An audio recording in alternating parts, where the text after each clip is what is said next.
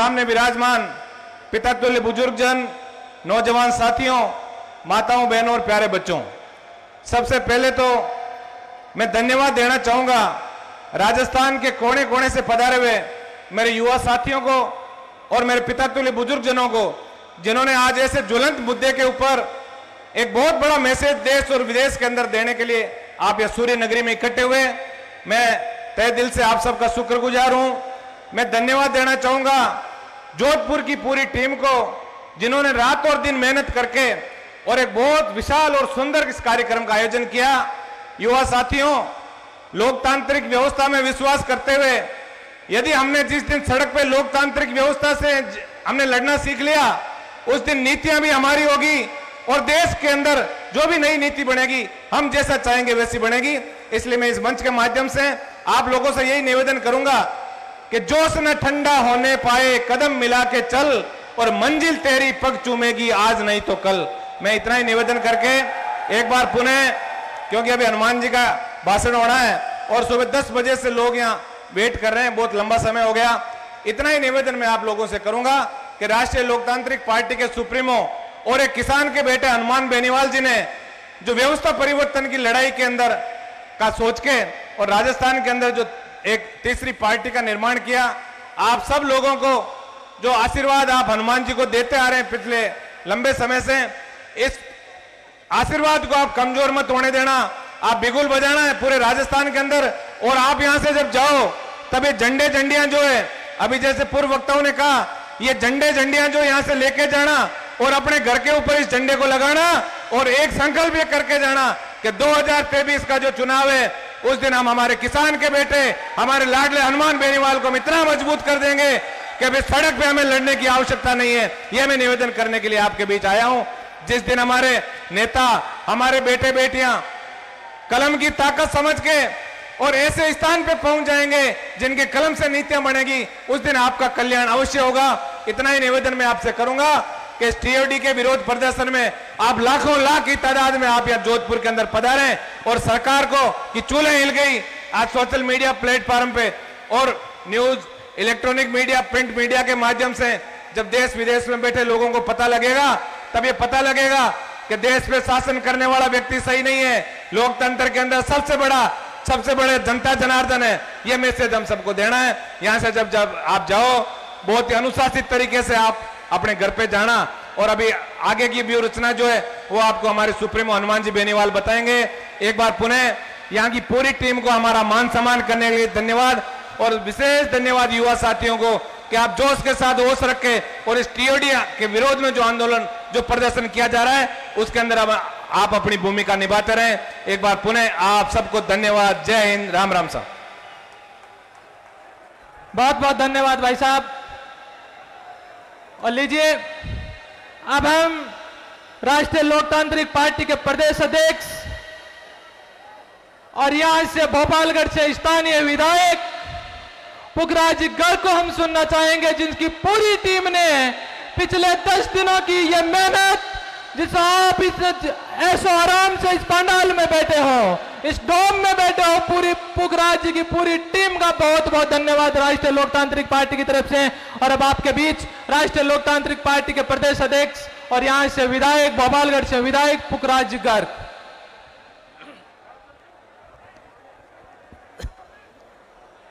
आज सूर्य नगरी के अंदर युवा ओंकार महारैली के मंच पर विराजमान राष्ट्रीय लोकतांत्रिक पार्टी के राष्ट्रीय संयोजक और किसान, गरीब, दलित के मसीहा भाई हनुमान जी बेनीवाल साहब, मंच पर विराजमान खिवसर के लोकप्रिय विधायक नारायण जी बेनीवाल साहब और मेरठा से विधायक बहन इंदिरा देवी जी, सम्मानित मंच और सामने उपस्थित विशाल जन समुदाय, विभिन्न गांवों डाणी से पधारे हुए सभी युवा साथियों, बुजुर्गों एवं मातृशक्ति, सभी का मैं इस सूर्य नगरी के अंदर आप सभी का हार्दिक स्वागत करता हूं, अभिनंदन करता हूं। साथियों, जब से टीओडी का ये नियम अग्निपथ योजना के माध्यम से सेना के अंदर भर्ती है, जो 14 तारीख को आदेश किया केंद्रीय सरकार ने, उसके बाद प्रदेश के अंदर सबसे पहले टीओडी का अगर विरोध किसी पार्टी ने और किसी व्यक्ति ने किया है तो वो शख्सियत है हनुमान बेनीवाल। इन्होंने आह्वान किया हनुमान जी ने और पूरी पार्टी ने पूरा प्रदेश के अंदर हर जिला हेडक्वार्टर पर 16 तारीख को प्रदर्शन किया और उस 16 तारीख के आरएलपी के प्रदर्शन का ही परिणाम था कि 16 तारीख को शाम को केंद्र में बैठी सरकार ने 2 साल की उम्र बढ़ा दी थी। तो साथियों, मैं आप सभी से निवेदन करना चाहूँगा कि जो ये टीओडी योजना लाई गई है, इस देश का दुर्भाग्य है कि सेना के अंदर एक सुविधा भर्ती की जा रही है। सेना के अंदर गैर जिम्मेदार आदमियों को भर्ती किया जा रहा है और इसके अंदर जो ये भर्ती निकाली गई है, इसमें मोदी जी और ऊपर बैठे हैं, इनका कुछ न कुछ गुप्त एजेंडा है, वो भी आपके कुछ दिनों से आपके सामने आ जाएगा। मैं आप सभी लोगों से निवेदन करना चाहूँगा कि हनुमान जी बेनीवाल साहब ने जब ये पार्टी बनाई, राष्ट्रीय लोकतांत्रिक पार्टी, जब इनका मूल मिशन था, मुख्य उद्देश्य था किसान और जवान का मान सम्मान, उनके अधिकारों के लिए लड़ना, उनको मान सम्मान दिलाना, और उसी के अंदर अभी आपने देखा होगा केंद्र सरकार के द्वारा काले कानून लाए गए थे। उस काले कानून का विरोध राष्ट्रीय लोकतांत्रिक पार्टी ने और देश का एकमात्र सांसद, प्रदेश का एकमात्र सांसद जो किसानों के लिए एनडीए का गठबंधन तोड़ा, 3 कमेटियों के अंदर सदस्य थे, उनसे त्याग पत्र दिया और संसद के अंदर चाहे राष्ट्रपति का अभिभाषण हो, चाहे मोदी जी का बजट भाषण हो, एकमात्र सांसद थे तो पूरा देश और प्रदेश की आवाज वहां संसद के अंदर उठाई और उन किसान के जो काले कानून थे उनका विरोध किया। और आखिर केंद्र सरकार को ये कहते हुए किसान कानून वापस लेना पड़े कि हम इन 13 महीने के अंदर जो हमारे किसान भाई हड़ताल पे बैठे थे, धरने पे बैठे थे, हम इन किसानों को 1 साल के अंदर, इन 13 महीने के अंदर केंद्र की सरकार, केंद्र के मंत्री और केंद्र के जितना भी संगठन है भारतीय जनता पार्टी का, वो उन किसानों को समझा नहीं पाए। ये बड़ी शर्म की बात है कि एक सत्ताधारी पार्टी, उसका संगठन जो विश्व की सबसे बड़ी पार्टी होने के अपना में दावा करती है, और उनके प्रधानमंत्री जी ये कहे कि हम देश के किसानों को समझा नहीं पाए, तो आप ये मान के चलो कभी जो टीओडी लाए हैं ये भी गलत है। टीओडी लाने के बाद में, अपना आरएलपी के प्रदर्शन के बाद में, उन्होंने अभी भी 2 संशोधन किया है, उम्र बढ़ाई है, और दूसरी जो एक्स फौजियों की भर्ती है उसमें भी 10% का कोटा किया है। तो ये मान के चलो, ये जो लेके आए आनंद फन के अंदर, ये टीओडी का काले कानून भी वापस लिया जाएगा, आप सभी को न्याय मिलेगा, युवाओं का मान सम्मान मिलेगा, और जो भर्ती है पुरानी प्रक्रिया उसी तरह से भर्ती होगी, ये मैं आपको विश्वास दिलाना चाहता हूँ। हनुमान जी बेनीवाल साहब वो शख्सियत है जो आपने देखा होगा कि प्रदेश के अंदर कहीं भी, चाहे दलित गरीब किसान के ऊपर अत्याचार हुआ हो, चाहे बाड़मेर में हुआ हो, चाहे जोधपुर में हुआ हो, चाहे अलवर थाना का जो चामू के अंदर हुआ हो, सभी जगह जब ये अत्याचार दलितों के साथ, किसानों के साथ में हुआ है, सबसे पहले सड़क से संसद तक आवाज किसी शख्सियत ने उठाई है तो वो है हनुमान जी बेनीवाल। तो मैं आप सभी से निवेदन करना चाहूँगा, अभी आपने कल का एक मीटिंग का मैं बताना चाहूँगा आपको कि हनुमान जी बेनीवाल साहब पिछले 15 साल से नींद नहीं ले रहे। वो किसानों के बेटों को अधिकार दिलाने के लिए, गरीब को अधिकार दिलाने के लिए, अभी कल बालोतरा के अंदर मीटिंग थी, आपने देखा होगा, मीटिंगें लेते लेते वक्त लग गया था, और हनुमान जी बेनीवाल साहब बालोतरा के अंदर सुबह मॉर्निंग में 5:15 बजे बलहोत्रा के अंदर आए थे और बलहोत्रा के अंदर 1000 युवक इनका इंतजार कर रहे थे। तो ये वो शख्सियत है जो आपको हमेशा मान सम्मान दिलाएंगे, आपके अधिकार के लिए लड़ेंगे, ये मैं आपको विश्वास दिलाना चाहता हूँ। पुनः आप सभी लोग बहुत सारे जिलों से, दूर दराज की डानियों से, गांवों से बहुत सारे लोग आए, एक जन सैलाब के रूप में जोधपुर में आप पधारे। आप सभी लोगों का बहुत बहुत आभार, बहुत बहुत धन्यवाद। जय हिंद, जय भारत। बहुत बहुत धन्यवाद। और लीजिए, आपने इस सभा में सुबह 11 बजे से लेकर के 4 बजे तक उम्र के हर तकाजे के आदमी को सुना होगा, लेकिन अब आप सुनने जा रहे हो इस मंच के सबसे छोटी शख्सियत को, हनुमान जी बेनीवाल की बिटिया को, दिया को। एक बार जोरदार तालियां बजा करके बच्चे को हिम्मत दीजिए।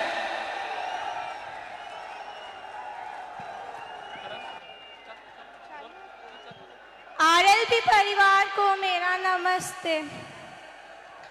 आज टीओडी के खिलाफ इस रैली को करने की क्या जरूरत हुई, आपने सोचा? क्योंकि टीओडी का मतलब ही टूर ऑफ ड्यूटी है। मैं जहां तक जानती हूँ, टूर पर तो हम बच्चे जाते हैं, वो भी अपनी फैमिली के साथ, पर एक फौजी तो अपने परिवार को पीछे छोड़कर ड्यूटी पे जाता है। वो कोई टूर पे नहीं जाता, वो ड्यूटी पे जाता है। उस फौजी के कारण ही हम लोग चैन की नींद सो सकते हैं। उनके हक के लिए मेरे पापा आप सब के साथ खड़े हैं। मैं तो जब से समझना और बोलना सीखी हूँ, मेरे पापा को आप सब के लिए भाग दौड़ करते ही देखा है। पर आज आप सबको इतनी संख्या में देखकर 2 लाइन कहूंगी। सरकार ध्यान दे, जनता की आवाज सुनो, जनता है नाराज सुनो। कल तक जो खामोश थी चीख रही है आज सुनो। क्रांति की आगाज सुनो, गिरने वाली गाज सुनो। सहा बहुत है अब तक हमने बदल रहा अंदाज सुनो। जनता का है राज सुनो, जनता ही सरताज सुनो। बने रहोगे कब तक बहरे, जनता की आवाज सुनो। धन्यवाद। आरएलपी जिंदाबाद, हनुमान बेनीवाल जिंदाबाद। जय जवान जय किसान। बहुत बहुत धन्यवाद। देखिए, मात्र 11 साल की गुड़िया, सामने सैकड़ों की संख्या में कैमरे लगे हुए हैं, लाखों की संख्या में तादाद लोग बैठे हैं, उसके बावजूद इतनी हिम्मत से बोल रही है, तो निश्चिंत रहिए आपकी आवाज जयपुर और दिल्ली तक जाएगी। इसके बाद हनुमान जी बेनीवाल के बेटे को सुनते हैं, आशुतोष को सुनते हैं। एक बार जोरदार तालियां बजा करके हिम्मत दीजिए उसको।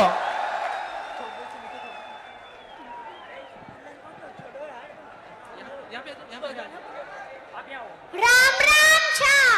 आज की इस युवा कार्य रैली में पधारने वाले सभी साथियों को धन्यवाद। आज हमारी पार्टी की गूंज दिल्ली तक पहुंचने वाली है। आरएलपी जिंदाबाद। मैं सिर्फ इतना ही कह सकता हूँ, मेरे पापा हमेशा आपके लिए खड़े रहेंगे। हनुमान बेनीवाल जिंदाबाद। जय जवान जय किसान। शाबाश बेटे, जोरदार। इस पंडाल की अब तक की जोरदार तालियां बजनी चाहिए। मात्र 7 साल का बच्चा दिल्ली तक आपकी आवाज पहुंचाने का आपके सामने हुक्म कर रहा है। और अब मैं कहते हैं कि इंतजार की घड़ियां बड़ी होती है, और वो इंतजार की घड़ियां समाप्त हो रही है। उस शख्सियत को सुनते हैं जिस शख्सियत को अपन सुनने के लिए सुबह 10 बजे से यहाँ बैठे हैं। पिछले 2 दिन से दूर दराज राजस्थान के साथ प्रदेश के कोने कोने से यहाँ पधारे हैं। मैं ध्यान चाहूंगा, अगले 1 घंटे इस राजस्थान की राजनीति के बड़े बड़े पंडितों की नजर इस मंच में होगी। अगले 1 घंटे सीएम और पीएमओ में गठित एक टीम की नजर यहाँ पे होगी कि हनुमान बेनीवाल का इशारा किस तरफ है। आप फुल सपोर्ट करना। आपके बीच में राजस्थान की राजनीति के साथ संपूर्ण उत्तरी भारत की राजनीति का शेर राजस्थान का लाडला हनुमान बेनीवाल आपके बीच में है। एक बार पुनः जोरदार तालियां बजा करके स्वागत कीजिए।